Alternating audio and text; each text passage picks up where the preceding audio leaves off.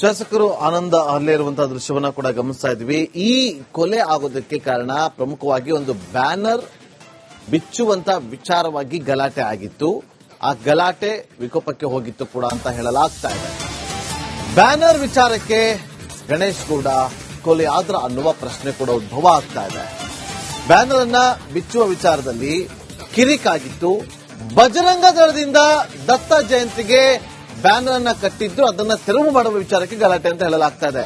ಬಜರಂಗ ದಳ ಕಾರ್ಯಕರ್ತರಿಂದಲೇ ಕೊಲೆ ಆಗಿರುವಂತಹ ಶಂಕೆಯನ್ನು ಕೂಡ ವ್ಯಕ್ತಪಡಿಸಲಾಗ್ತದೆ. 2 ವರ್ಷದ ಹಿಂದೆಯೂ ಕೂಡ ಗಣೇಶ್ ಗೌಡ ಅವರ ಮೇಲೆ ಇದೇ ರೀತಿಯಾಗಿ ಅಟ್ಯಾಕ್ ಆಗಿತ್ತಂತೆ. ಬ್ಯಾನರ್ ಕಿರಿಕ್ ಅಥವಾ ಹಳೆ ದ್ವೇಷದ ಹಿನ್ನೆಲೆಯಲ್ಲಿ ಈ ಕೊಲೆ ನಡೆದಿರುವಂತಹ ಸಾಧ್ಯತೆ ಇದೆ ಅಂತ ಹೇಳಲಾಗ್ತದೆ. ಹಾಗಾಗಿ ಪೊಲೀಸರು ಕೂಡ ವಿಶೇಷವಾಗಿ 4 ಪ್ರತ್ಯೇಕ ತಂಡವನ್ನು ರಚನೆ ಮಾಡಿಕೊಂಡು ಆರೋಪಿಗಳ ಪತ್ತೆಗಾಗಿ ಮುಂದಾಗಿದ್ದಾರೆ. 2 ವರ್ಷದ ಹಿಂದೆ ಕೂಡ ಗಣೇಶ್ ಗೌಡ ಮೇಲೆ ಇದೇ ರೀತಿಯಾಗಿ ಅಟ್ಯಾಕ್ ಆಗಿತ್ತು ಅಂತ ಹೇಳಲಾಗ್ತಾ ಇದೆ. 2 ಗುಂಪುಗಳ ನಡುವೆ ನಡೆದಂತಹ ಮಾರಾಮಾರಿಯಲ್ಲಿ ಕಾಂಗ್ರೆಸ್ ಮುಖಂಡ ಗಣೇಶ್ ಗೌಡ ಕೊಲೆಯಾಗಿದ್ರು. ರಾತ್ರಿ ಒಂದು ಬ್ಯಾನರ್ ವಿಚಾರವಾಗಿ ಗಲಾಟೆ ಆಗಿದೆ. ಬ್ಯಾನರ್ ಬಿಚ್ಚುವ ವಿಚಾರವಾಗಿ ಕೂಡ ಗಲಾಟೆ ಆಗಿದೆ ಅನ್ನೋದು ಗೊತ್ತಾಗ್ತಾ ಇದೆ. ಬಜರಂಗ ದಳದ ಕಾರ್ಯಕರ್ತರು ಈ ಘಟನೆಯಲ್ಲಿ ಭಾಗಿಯಾಗಿರುವಂತಹ ಅನುಮಾನವನ್ನ ವ್ಯಕ್ತಪಡಿಸಲಾಗ್ತಾ ಇದೆ. ಅದೇ ಆಯಾಮದಲ್ಲೂ ಕೂಡ ಪೊಲೀಸರು ತನಿಖೆಯನ್ನ ಚುರುಕುಗೊಳಿಸಿದ್ದಾರೆ. ಈಗ ಸೀನ್ ಆಫ್ ಕ್ರೈಮ್ ಅನ್ನ ಅಲ್ಲಿ ನಮ್ಮ ಡಿಎಸ್ಪಿ ಇದ್ದಾರೆ, ಅಡಿಷನಲ್ ಎಸ್ಪಿ ಇದ್ದಾರೆ, ಅಲ್ಲಿ ಎಲ್ಲ ರೀತಿಯ ಕ್ರಮವನ್ನು ಕೈಗೊಂಡಿದ್ದೀವಿ. ಈ ಕಂಪ್ಲೇಂಟ್ ಕೊಟ್ಟ ತಕ್ಷಣ ಇಮಿಡಿಯೇಟ್ ಆಗಿ ಎಫ್ಐಆರ್ ಮಾಡಿ ತನಿಖೆಯನ್ನು ಕೈಗೊಳ್ತೀವಿ. ಮತ್ತೆ ಆರೋಪಿಗಳು ಯಾರು ಅಂತೇಳಿ ಈಗ ಆಲ್ರೆಡಿ ಒಂದು 5-4 ಟೀಮ್ ಅನ್ನು ನಾವು ವಿಶೇಷ ತಂಡಗಳನ್ನು ರಚಿಸಿ ಆರೋಪಿಗಳ ಸೆಕ್ಯೂರ್ ಮಾಡಿ ಕಳಿಸಿದ್ವಿ. ಈ ಕಂಪ್ಲೇಂಟ್ ಅಲ್ಲಿ ತಗೋತೀವಿ, ಏನು ಅವ್ರ ಕಂಪ್ಲೇಂಟ್ ಏನು ಕೊಡ್ತಾರೆ ಅದ್ರ ಮೇಲೆ ಇನ್ವೆಸ್ಟಿಗೇಷನ್ ಕೈಗೊಳ್ತೀವಿ. ಯಾರೇ ಎದುರು ಅವ್ರನ್ನ ಯಾರನ್ನು ಬಿಡಲ್ಲ. ಸರ್, ಎಕ್ಸಾಕ್ಟ್ ಪ್ಲೇಸ್ ಎಲ್ಲೇ ಆಗಿದ್ದು? ಸಕ್ರಾಪಟ್ಟಣದಲ್ಲಿ ನಮ್ಮ ಸಕ್ರಾಪಟ್ಟಣದಲ್ಲಿ ಹೋಗಬೇಕಾದ್ರೆ ಟುವರ್ಡ್ಸ್ ಕಡೂರು ಹೋಗಬೇಕಾದ್ರೆ ರೈಟ್ ಸೈಡ್ಗೆ ಒಂದು ಮಡ್ ರೋಡ್ ಬರುತ್ತೆ. ಮಡ್ ರೋಡ್ ಅಲ್ಲಿ ಆಗಿದೆ. ಮತ್ತಷ್ಟು ಮಾಹಿತಿಯನ್ನು ಕೊಡೋದಕ್ಕೆ ನಮ್ಮ ಚಿಕ್ಕಮಗಳೂರು ಪ್ರತಿನಿಧಿ ಚೇತನ್ ಪದ್ಮಶಾಲಿ ನೇರ ಸಂಪರ್ಕದಲ್ಲಿ ಜಾಯ್ನ್ ಆಗಿದ್ದಾರೆ. ಚೇತನ್, ಆರಂಭದಲ್ಲಿ ಕ್ಷುಲ್ಲಕ ಕಾರಣ ಅಂತ ಹೇಳಲಾಗ್ತಾ ಇತ್ತು, ಬ್ಯಾನರ್ ವಿಚಾರವಾಗಿ ಗಲಾಟೆ ಆಗಿರಬಹುದು ಅಂತ ಹೇಳಲಾಗ್ತಾ ಇತ್ತು. ಈಗ ಬಜರಂಗ ದಳದ ಕಾರ್ಯಕರ್ತರಿಂದ ಈ ಕೊಲೆ ಆಗಿರುವಂತ ಶಂಕೆ ಇದೆ ಅಂತ ಕೂಡ ಹೇಳಲಾಗ್ತಾ ಇದೆ. ಯಾವೆಲ್ಲ ಆಯಾಮದಲ್ಲಿ ತನಿಖೆ ನಡೀತಾ ಇದೆ, ಹಿರಿಯ ಪೊಲೀಸ್ ಅಧಿಕಾರಿಗಳು ಈ ಕೊಲೆ ಯಾವ ಕಾರಣಕ್ಕೋಸ್ಕರ ಆಗಿರಬಹುದು ಅನ್ನುವ ಅನುಮಾನವನ್ನು ವ್ಯಕ್ತಪಡಿಸ್ತಾ ಇದ್ದಾರೆ. ಚೇತನ್, ನಾಗೇಂದ್ರ ಬಾಬು, ಈ ಘಟನೆ ನಡೆದಿರುವಂತದ್ದು ರಾತ್ರಿ 10:30 ಸಮಯದಲ್ಲಿ, ಅಂದ್ರೆ ಸಕ್ರಾಪಟ್ಟಣದ ಏನು ಕಲ್ಮರ್ಡಿ ಮಠ ಏನಿದೆ ಅಲ್ಲಿಗೆ ತೆರಳುವಂತ ಒಂದು ರಸ್ತೆ ಮಡ್ ರೋಡ್ ಏನಿದೆ, ಅಲ್ಲಿ ಒಂದು ಘಟನೆ ನಡೆಯುತ್ತೆ. ಅಲ್ಲಿ ಒಂದು ಪಕ್ಕದಲ್ಲಿ ಒಂದು ಅಡಿಕೆ ತೋಟ ಇದೆ. ಅಲ್ಲಿಗೆ ಹೋದಂತ ಗಣೇಶ್ ಗೌಡ ಹಾಗೂ ಮಾರಕಾಸ್ತ್ರದಿಂದ ಹಲ್ಲೆ ಮಾಡೋದ್ರಿಂದ ಆತ ಮೃತಪಟ್ಟಿದ್ದಾನೆ. ಈಗ ಸದ್ಯಕ್ಕೆ ಕೊಲೆ ಆಗಿದ್ದಾನೆ.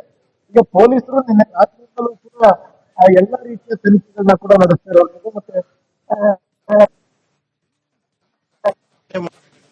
ಕಡೂರು ಸಿಐ ಇರ್ಬೋದು, ಡಿವೈಎಸ್ಪಿ ಇರ್ಬೋದು, ಎಎಸ್ಪಿ ನೇತೃತ್ವದಲ್ಲಿ ಈ ಒಂದು ತನಿಖಾ ತಂಡ ಈಗ ಎಲ್ಲಾ ರೀತಿಯ ಕಾರ್ಯಾಚರಣೆ ಕೂಡ ಮಾಡ್ತಾ ಇರುವಂತದ್ದು. ಮತ್ತೆ ಏನು ಕೆಲವು ಈತನ ಜೊತೆ ಗಣೇಶ್ ಗೌಡನ ಜೊತೆ ಕೆಲವು ಯುವಕರು ಕೂಡ ಹೋಗಿದ್ರು. ಅವರು ನೀಡಿದ ಮಾಹಿತಿ ಆಧರಿಸಿ ಕೆಲವರನ್ನ ಈಗ ಹುಡುಕಾಟ ಕೂಡ ನಡೆಸ್ತಿದ್ದಾರೆ. ಅದರಲ್ಲಿ ಇಬ್ಬರನ್ನು ಕೂಡ, ಅಂದ್ರೆ ಏನು ಈ ಅಡಿಕೆ ತೋಟದಲ್ಲಿ ಏನು ಗಲಾಟೆ ನಡೀತೆ ಆ ಸಂದರ್ಭದಲ್ಲಿ ಮತ್ತೊಂದು ಗುಂಪಿನ ಇಬ್ಬರ ತಲೆಗೂ ಕೂಡ ಗಾಯ ಆಗಿತ್ತು. ಅವರು ಕೂಡ ಚಿಕ್ಕಮಗಳೂರು ಆಸ್ಪತ್ರೆಗೆ ಕೂಡ ಬಂದು ದಾಖಲಾಗಿದ್ರು. ಅವ್ರನ್ನ ರಾತ್ರಿಯೇ ವಶಕ್ಕೆ ಪಡೆದು ಜೈಲ್ ಗಾರ್ಡ್ ಅನ್ನ ಕೂಡ ಹಾಕಿಸಿರುವಂತದ್ದು. ಮತ್ತೆ ವಿಶೇಷವಾಗಿ ಅಲ್ಲಿ ನಿನ್ನೆ ಎಸ್ಪಿ ನೇತೃತ್ವದಲ್ಲಿ ಕೆಲವೊಂದು ಮಾಹಿತಿಗಳನ್ನು ಕೂಡ ಪಡೆದಿದ್ದಾರೆ ಅವ್ರ ಹತ್ರ, ಕೆಲವೊಂದು ಮಾಹಿತಿಗಳು.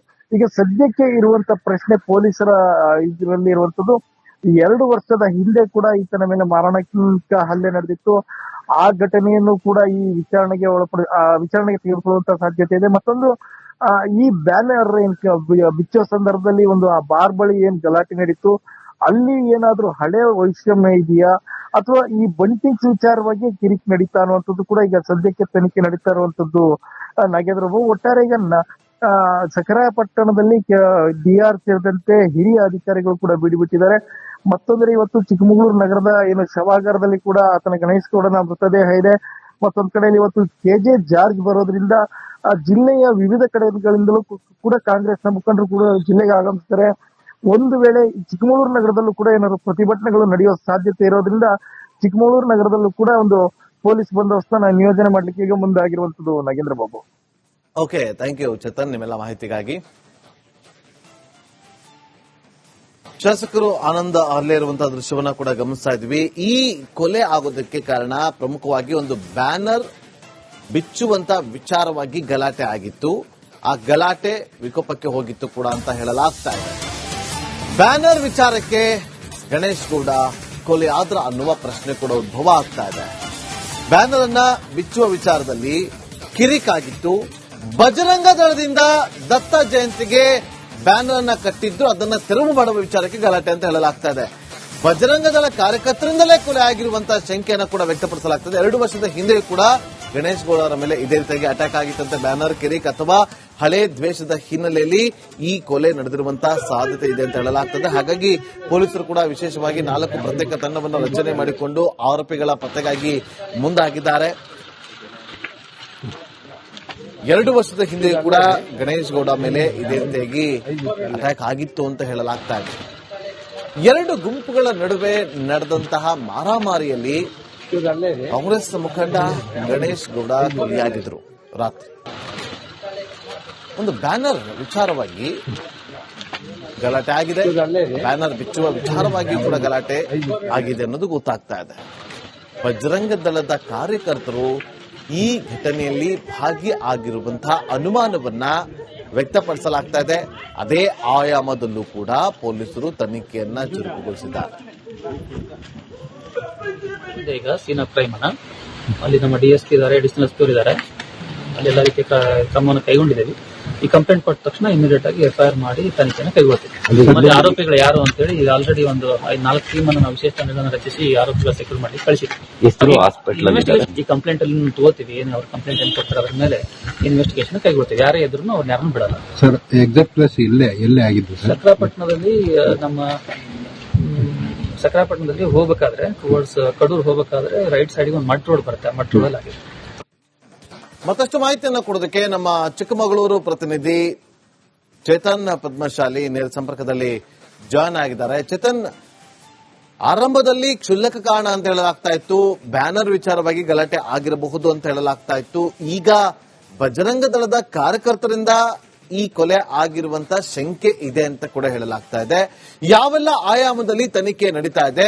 ಹಿರಿಯ ಪೊಲೀಸ್ ಅಧಿಕಾರಿಗಳು ಈ ಕೊಲೆ ಯಾವ ಕಾರಣಕ್ಕೋಸ್ಕರ ಆಗಿರಬಹುದು ಅನ್ನುವ ಅನುಮಾನವನ್ನ ವ್ಯಕ್ತಪಡಿಸ್ತಾ ಇದ್ದಾರೆ. ಚೇತನ್, ನಾಗೇಂದ್ರ ಬಾಬು, ಈ ಘಟನೆ ನಡೆದಿರುವಂತದ್ದು ರಾತ್ರಿ 10:30 ಸಮಯದಲ್ಲಿ, ಅಂದ್ರೆ ಸಕ್ರಾಯಪಟ್ಟಣದ ಏನು ಕಲ್ಮರ್ಡಿ ಮಠ ಏನಿದೆ ಅಲ್ಲಿಗೆ ತೆರಳುವಂತ ಒಂದು ರಸ್ತೆ ಮಡ್ ರೋಡ್ ಏನಿದೆ, ಅಲ್ಲಿ ಒಂದು ಘಟನೆ ನಡೆಯುತ್ತೆ. ಅಲ್ಲಿ ಒಂದು ಪಕ್ಕದಲ್ಲಿ ಒಂದು ಅಡಿಕೆ ತೋಟ ಇದೆ.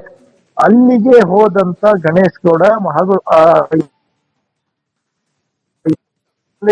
ಮಾರಕಾಸ್ತ್ರದಿಂದ ಹಲ್ಲೆ ಮಾಡೋದ್ರಿಂದ ಆತ ಮೃತಪಟ್ಟಿದ್ದಾನೆ. ಈಗ ಸದ್ಯಕ್ಕೆ ಕೊಲೆ ಆಗಿದ್ದಾನೆ. ಈಗ ಪೊಲೀಸರು ನಿನ್ನೆ ರಾತ್ರಿಯಿಂದಲೂ ಕೂಡ ಎಲ್ಲಾ ರೀತಿಯ ತನಿಖೆಗಳನ್ನ ಕೂಡ ನಡೆಸ್ತಾ ಇರುವಂತದ್ದು. ಮತ್ತೆ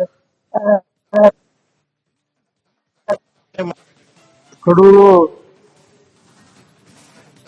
ಸಿಐ ಇರ್ಬೋದು, ಡಿವೈಎಸ್ಪಿ ಇರ್ಬೋದು, ಎಎಸ್ಪಿ ನೇತೃತ್ವದಲ್ಲಿ ಈ ಒಂದು ತನಿಖಾ ತಂಡ ಈಗ ಎಲ್ಲಾ ರೀತಿಯ ಕಾರ್ಯಾಚರಣೆ ಕೂಡ ಮಾಡ್ತಾ ಇರುವಂತದ್ದು. ಮತ್ತೆ ಏನು ಕೆಲವು ಈತನ ಜೊತೆ ಗಣೇಶ್ ಗೌಡನ ಜೊತೆ ಕೆಲವು ಯುವಕರು ಕೂಡ ಹೋಗಿದ್ರು. ಅವರು ನೀಡಿದ ಮಾಹಿತಿ ಆಧರಿಸಿ ಕೆಲವರನ್ನ ಈಗ ಹುಡುಕಾಟ ಕೂಡ ನಡೆಸ್ತಿದ್ದಾರೆ. ಅದರಲ್ಲಿ ಇಬ್ಬರನ್ನು ಕೂಡ, ಅಂದ್ರೆ ಏನು ಈ ಅಡಿಕೆ ತೋಟದಲ್ಲಿ ಏನು ಗಲಾಟೆ ನಡೀತೆ ಆ ಸಂದರ್ಭದಲ್ಲಿ ಮತ್ತೊಂದು ಗುಂಪಿನ ಇಬ್ಬರ ತಲೆಗೂ ಕೂಡ ಗಾಯ ಆಗಿತ್ತು. ಅವರು ಕೂಡ ಚಿಕ್ಕಮಗಳೂರು ಆಸ್ಪತ್ರೆಗೆ ಕೂಡ ಬಂದು ದಾಖಲಾಗಿದ್ರು.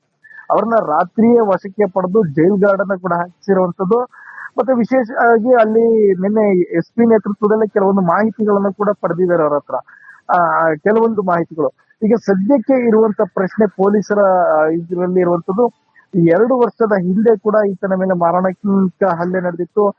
ಆ ಘಟನೆಯನ್ನು ಕೂಡ ಈ ವಿಚಾರಣೆಗೆ ತೆಗೆದುಕೊಳ್ಳುವಂತ ಸಾಧ್ಯತೆ ಇದೆ. ಮತ್ತೊಂದು, ಈ ಬ್ಯಾನರ್ ಬಿಚ್ಚೋ ಸಂದರ್ಭದಲ್ಲಿ ಒಂದು ಆ ಬಾರ್ ಬಳಿ ಏನ್ ಗಲಾಟೆ ನಡೀತು, ಅಲ್ಲಿ ಏನಾದ್ರೂ ಹಳೆ ವೈಷಮ್ಯ ಇದೆಯಾ ಅಥವಾ ಈ ಬಂಟಿಂಗ್ಸ್ ವಿಚಾರವಾಗಿ ಕಿರಿಕ್ ನಡೀತಾ ಅನ್ನುವಂಥದ್ದು ಕೂಡ ಈಗ ಸದ್ಯಕ್ಕೆ ತನಿಖೆ ನಡೀತಾ ಇರುವಂತದ್ದು. ನಾಗೇಂದ್ರ ಬಾಬು, ಒಟ್ಟಾರೆ ಈಗ ಸಕರಾಯಪಟ್ಟಣದಲ್ಲಿ ಡಿಆರ್ ಸೇರಿದಂತೆ ಹಿರಿಯ ಅಧಿಕಾರಿಗಳು ಕೂಡ ಬಿಡಿಬಿಟ್ಟಿದ್ದಾರೆ. ಮತ್ತೊಂದ್ರೆ ಇವತ್ತು ಚಿಕ್ಕಮಗಳೂರು ನಗರದ ಏನು ಶವಾಗಾರದಲ್ಲಿ ಕೂಡ ಆತನ ಗಣೇಶ್ ಗೌಡನ ಮೃತದೇಹ ಇದೆ. ಮತ್ತೊಂದ್ ಕಡೆಯಲ್ಲಿ ಇವತ್ತು ಕೆಜೆ ಜಾರ್ಜ್ ಬರೋದ್ರಿಂದ ಜಿಲ್ಲೆಯ ವಿವಿಧ ಕಡೆಗಳಿಂದಲೂ ಕೂಡ ಕಾಂಗ್ರೆಸ್ನ ಮುಖಂಡರು ಕೂಡ ಜಿಲ್ಲೆಗೆ ಆಗಮಿಸ್ತಾರೆ. ಒಂದು ವೇಳೆ ಚಿಕ್ಕಮಗಳೂರು ನಗರದಲ್ಲೂ ಕೂಡ ಏನಾದ್ರು ಪ್ರತಿಭಟನೆಗಳು ನಡೆಯುವ ಸಾಧ್ಯತೆ ಇರೋದ್ರಿಂದ ಚಿಕ್ಕಮಗಳೂರು ನಗರದಲ್ಲೂ ಕೂಡ ಒಂದು ಪೊಲೀಸ್ ಬಂದೋಬಸ್ತ ನಿಯೋಜನೆ ಮಾಡ್ಲಿಕ್ಕೆ ಈಗ ಮುಂದಾಗಿರುವಂತದ್ದು. Nagendra Babu, okay, thank you Chetan ನಿಮ್ಮೆಲ್ಲ ಮಾಹಿತಿಗಾಗಿ.